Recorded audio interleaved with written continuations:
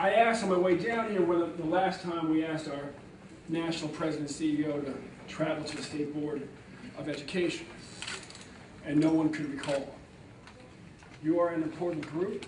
You have an important task.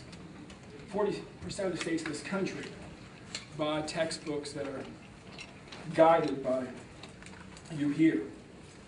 I'm here to represent the 221 branches of the NAACP in Texas, as well as the hundreds more in those 40% of all other states. I have received emails from people in states throughout the South and Southwest very concerned about what you're doing here. They're concerned about the process. They're concerned about the apparent disregard for your own advisory groups, official advisory groups. They're concerned about the impact on their children, their abilities of their children to understand this country, how we have come to be as great as we are. They're concerned about the ability of their children to compete on future national exams, having learned a view of history that is tailored in the ways that have been proposed. In summary, we are concerned about quality, not quotas. We are concerned about the whole truth. We want our kids to learn the whole truth, not half of it. The Texas students and the students in those 40% of all states that are going to learn from these books must compete for college seats and jobs with students from all states and from all countries these days. And they must arrive equipped at college and want to take the SATs with a full understanding of our nation's history. These TEKs threaten to hurt their ability to compete on AP tests, for instance. We also know from our work, from the struggle for civil rights in this country, it's important that kids understand that it was a struggle. It wasn't just divine inspiration, as one of our faith leaders said just earlier. We have learned that it's important that they learn about the struggles of all people in this country. We take great pride, for instance, somebody was talking about the Irish, that the Catholics were the group who benefited second most from our drive to end the scourge of lynch mobs in this country. So in closing, I would ask that you just take a moment to slow down. You've delayed once before. As you respect your advisory boards, the people in this room, the people in the states who are now talking about not buying these books because they're so concerned about the process, in front of the lack of fair process that is happening. Thank you, Mr. Jealous. Yep. Are there any questions? Mr. Bradley. I appreciate you being here. You made a statement that you received a lot of communication from folks that were concerned about the ability of children to perform on the future national exams. Are you aware that Texas is one of 2 out of all 50 states that have rejected to participate in national standards and national exams? I'm talking about the AP and the SAT. The SAT. And your kids will take that. Okay, yeah, I'm taking that. Do you support Texas's individual right as a state to have this discussion here in Texas? Or should we just go ahead and abdicate this responsibility and kick it on up to Washington and adopt the national standards and national systems? We think it's very important for this conversation to happen here in Texas. I think it's also important that you understand that people in states across this country are very concerned because what you do here will impact their children. Mr. Allen. Thank you, Mr. Davis, for coming today, and thank your organization for your service to our country for well over 100 years. I think we're celebrating 101 years this year, and that's phenomenal. What I'm asking is, because I see you coming from a national position, so it appeared to me that you were speaking as though people were fearful of what they're doing. So what are some of the things that you're hearing people say that they believe is going to impact what they're doing in their states and what they're doing here is so fearful? Sure. Taking the word slavery out of the description of the slave trade. taking out reference to the Declaration of Causes in the explanation of why Texas seceded from the Union and so forth. We would be happy, if you could slow this down, we would be happy to have our state leaders, national leaders sit down and go through line by line. But those sorts of things concern people very much. We want to make sure that the kids know the whole truth. Ms. Leo. Well, I'm sorry that you're just getting involved and that you're late in the process because we've been doing this for 2 years. But I want to know where slavery was taken out, what your source of information is. Where did you? Sure, we're talking about the teak the change that refers to the title of the trade, now calling it the triangle trade. What teak is And that? our branches, we can get that for you. I didn't come up here with chapter and verse, but I would be happy to talk after. That's the part of what we're asking for, a delay. Yes. And our 221 branches have been engaged from the beginning, as our state conference President Gary Bledsoe. They only call on the folks from the national when things get completely out of hand. Okay, well, I'm just asking you because we need specifics if you're going to come here and ask for specific changes. And we're asking for the time to have that conversation. Have you read the standards? Yes, I have, and so has our national ed Okay, and which teak or which teaks are missing? Why do you feel that our students will not be able to pass SAT exams or AP tests? On what basis do you make that? I want specific. Again, I want we will go through specific that. standards that are not in here that you would like added so that our students may be able to pass those tests, because you're making that allegation that they will not be able to. I want to know which basis, what are you basing that on? Which tests are they? With all due respect, pass is a very low bar. We want your kids to be able to do the best that they pass. Correct. So can you give me specific teaks that you would like added? We would be happy to. We would be happy to. But you don't have those today? No, ma'am. You know, I've read the entire Bible, but I can't quote chapter and verse. I've read a piece of it. I've read all of this, and I even endeavored to read the entire health care bill. But what I've learned from my years is that it's best off to sit down, slow down, have a conversation. We will walk through line by line. We have been doing that for 2 years. Are there any further questions, Mr. Augusto? Mr. Jealous, thank you for coming.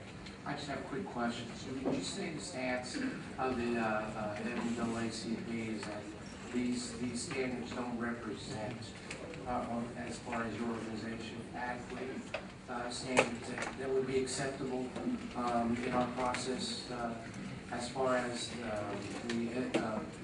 concerning the NAACP? Yes, that's right, and I think I speak for the entire civil rights national leadership when I say that. I sat down with others, with Janet Murguia, with Nina Perales. You know, all of us are very concerned. We're especially concerned about the lack of description about the struggle that happened in this country to actually get us to where we are, telling of the civil rights history as it relates to cases brought here on behalf of Latino children. You know, our children need to understand when our country makes a mistake, what it takes to actually make the change to overcome that. Would you agree there's importance of knowing about the struggle in history?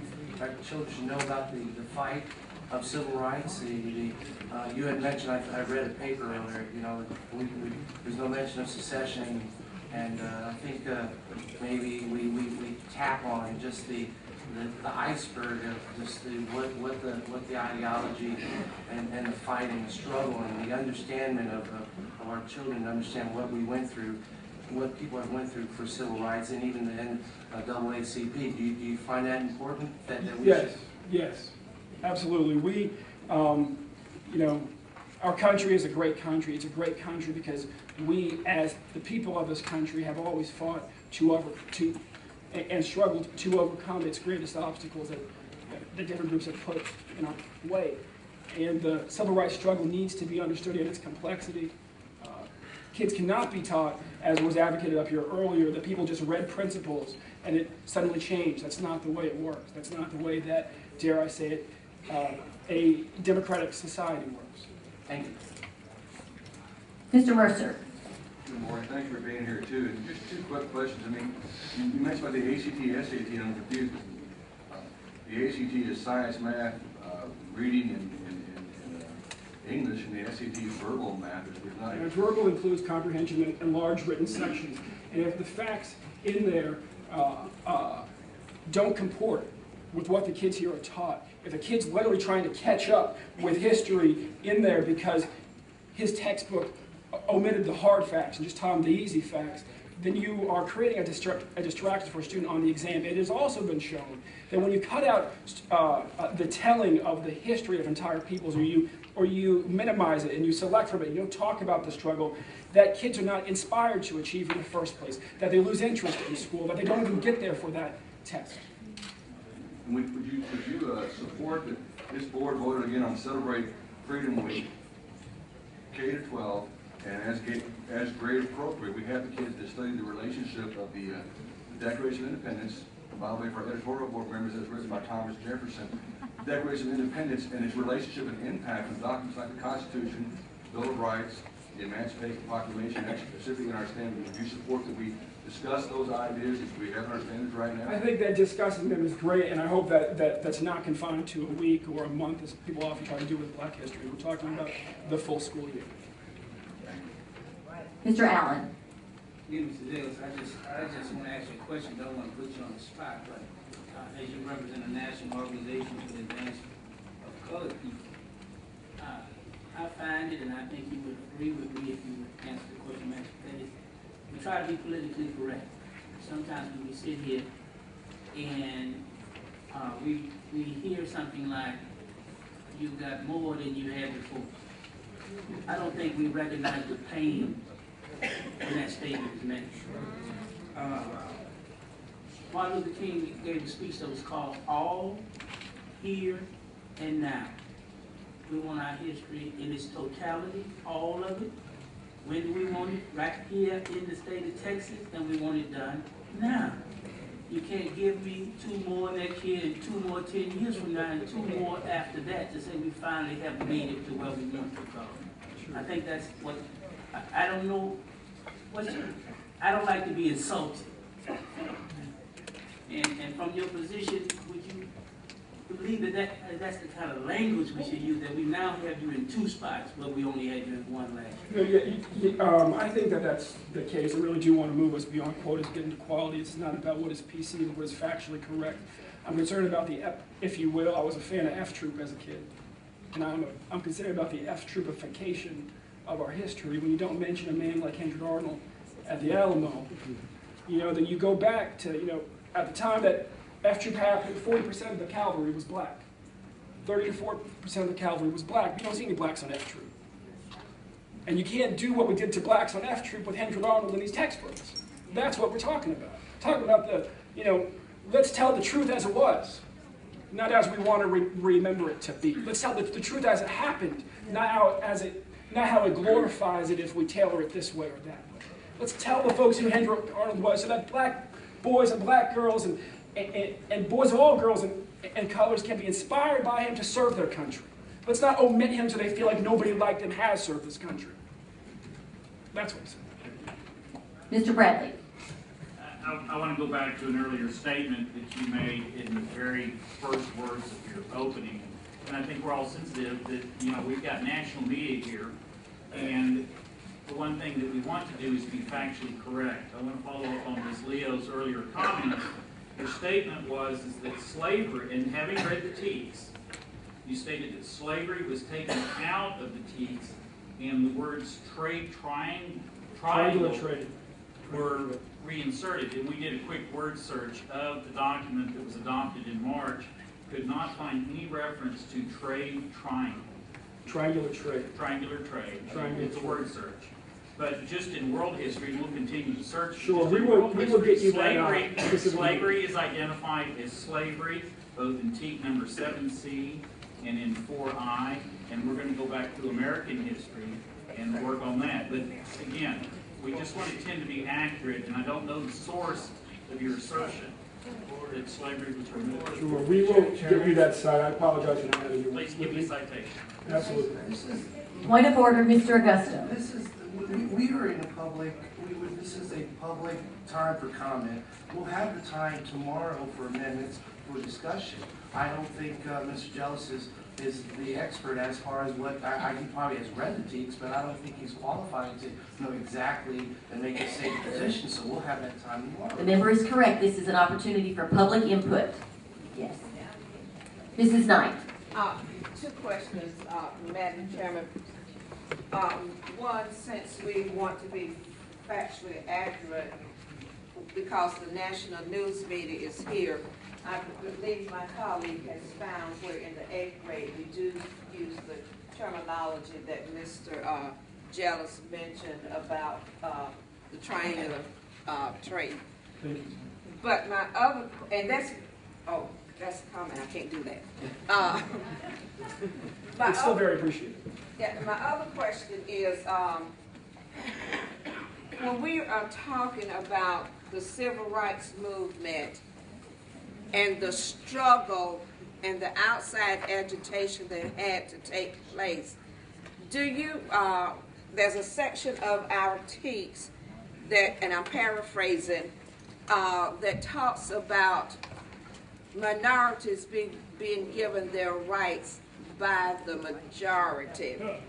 How does that strike you, especially knowing that it was the radical Republicans that were the ones that fostered giving certain rights to minorities? Sure. It does not, we live in a representative democracy, and oftentimes members of Congress come together and succeed in getting a majority of votes, even without having a majority of public opinion on their side. And all that has been talked about these current times and how tense they are, how they remind people of the early 1960s in Texas, for instance, suggest that that statement would leave a child ill-equipped to understand how change actually happens, how people are convinced, how pressured by powerful politicians like Senator Johnson to twist arms to get to those votes actually happen. It would also, fail to comport with the reality walking into the Supreme Court, and the reason why the Supreme Court was despised by so many people, dare I say the majority of people in this country, in 1954. So we have to be honest with our children. They need to understand what it is to have courage and the ways that you can win on the side of right, even when the majority of people oppose you. That's why we have the Bill of Rights in the first place. Mr. Nunez. Jealous, thank you very much for attending this board meeting, and thank you for representing your organization, taking the time to come here. It is a very, very important process, and yes, it will affect a number of states, which will affect the teaching of a number of students nationwide, so I really appreciate you being here. I have just a couple of questions for you. A few years ago, I had the opportunity to go to St. Augustine, Florida, and learn of the struggle of a certain neighborhood there, and the braveness of getting into a swimming pool at a certain hotel. I'm sure you know what I'm talking about in that struggle. Are events like this important for our U.S. history books? Because it was a very significant point in time for the African American population in the struggle for their freedom. And we're talking the 1960s, not too many years ago, 50 years ago. No, they are important. They help children understand why their grandfathers never were able to attain the rank of the top rank in the Boy Scouts, to be in. And I stutter, so I apologize, but I was a Boy Scout. I know the rank. An Eagle Scout, because you have to be able to swim to be an Eagle Scout. But if you can't get access to the swimming pool, you can't learn to swim. And it helps kids put in context the foolishness we still deal with today. Unfortunately, my office gets complaints from across the country. I had complaints last summer from states as different as Pennsylvania and Louisiana about black kids being kept out of swimming pools. And Warren Buffett's sister had to bribe her city in Virginia in order to make it affordable, because they were going to make the public pool more expensive than the day rate at the country club to keep the black kids out. And kids need to be able to put that in a context. All of our kids are beautiful and wonderful and should be able to go down to the neighborhood pool, and we haven't even gotten to that perfect place just yet. It has to be put in there. It's had a profound impact on our country, as small as it seems. Mrs. Carpenter. Mr. Jealous, I'm over here. Okay, I'm sorry. Yeah, The that's speaker's okay. all in the same place. That's right, it's hard to tell. Thank you for what you said. I really like what you said about the kids being able to all swim, and I like that you're working on issues like that, because you're absolutely right. I've done a little digging because I like to dig through these text. I feel like I have some of them memorized, but I did want to assure you that slavery is, Mr. Bradley brought out that it's covered twice in world history. I have also discovered 2 places where the teachers will be instructed to cover it in 7th grade, and then, let's see, at least 3 places where it will be discovered in 8th grade. And I did find the standard that you were talking about with the triangular trade. Let me read to you. And it's 12B in 8th grade. Explain reasons for the development of the plantation system, the Atlantic triangular trade, and the spread of slavery. That's So correct. if you do have an issue with that, I would like to speak to you or your representative and see why that language is offensive. Yeah. But slavery has not been taken out. Oh yeah, no, I mean certainly. I mean that would still be beyond belief to talk about rum and sugar and cash and not talk about people. But because people are so much more important, the common phrasing is transatlantic slave trade. And the triangular trade, for those of us who descend from those people who were treated like sugarcane, is offensive, but for all of us who believe in the principles of humanism and in the value of humanity itself, I think would recognize the need to keep with the common phrasing, which is transatlantic slave trade. Okay, so we'll be happy to talk to you about that. It was not changed, it was actually added by the board. So there was no change, it was added. And I want to point out again that and the spread of slavery is clearly given here as an instruction to the teacher and to the publishers to cover. Sure. And we're saying it's the primary purpose. Great, thank you. One last question, Mr. Augusto. Just one question. You know, you represent one of the largest, most widely recognized grassroots organizations in the country, possibly the world. Your basis is on the civil rights of colored individuals. And is your organization willing or ready to make a official statement? You stand behind your organization as far as that these standards should be delayed, should be analyzed, based on the fact that maybe they do not adequately represent the importance and significant contributions by certain minority individuals. Is your organization willing to stand by that? And also, are you aware that, I mean, just Monday, that the California State Appropriations Committee, they voted Monday to recommend a bill requiring that they condemn, a bill requiring that no textbooks be subject to subject to curriculum changes made in Texas. I mean, is your organization willing to make a statement on that fact? Yes. That's why I'm here, to ask you to delay this process. We think it's, this process teaches something to our children. And sometimes our kids need to learn that when you're headed down the wrong road, the shortest way to get back to the right road is to back up. And we're asking you to back up. I'm here representing people in California who have been pushing for that. The reality is that we take our responsibility as the #1 most trusted and recognized advocacy group in this country, amongst all people. We take our responsibility to make sure that children are well informed very seriously. And we will not just push as we are successfully in California, we're pushing every single state that considers these textbooks. We don't want to have to go there. We're here, we wake up every morning trying to push our country forward, not trying to keep it from running backwards. And this, my mom reading through these texts with me, very well-educated woman, says, this is taking us in a direction towards the way I was taught in the 1940s. That's why we're here. Let's say, let's just slow down, back up, and then move forward together. Mr. Mercer. Yeah, thank you for being here, and I can tell you my last 2 merit badges in Boy Scouts were not just swimming, but also life-saving. Yes. Tony Evans, I passed through and have a life in the American to be a Eagle Scout. I'm You asking can't run a swim through that. for the benefit of my audience, when you look at the Geeks Online, what's written in blue and underlines what this board has added. So would you support the question? We added a section to talk about the philosophically persuasive tone of Martin Luther King's "I Have a Dream" speech and his letter from Birmingham jail. This board added this as blue underlined in this board. You would agree with that, and that's very important. Sure. And we talked about the litigation of cases, again, blue underlined, Board versus Brown of Education, Menendez, Westminster, Edward ISD versus Kirby. Those kind of things are also added by this board for discussion on the civil rights movement. You would agree with that too? Sure. I just want to make sure, 'cause I'm hearing so much, not from yourself, from around the media again, and there's things this board has done that if blue underline means this board is the first time added those things to these standards. Well, thank you for that.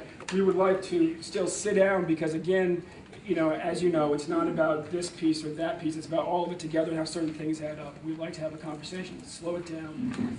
You know, speaking again on behalf of thousands of people from this state and surrounding states, you perform an important service not just for the state but for the nation. And we're here to make sure that that service can be continued to be performed in a way that helps move all of our children forward. Point of information, Madam Chair. Mrs. Leo?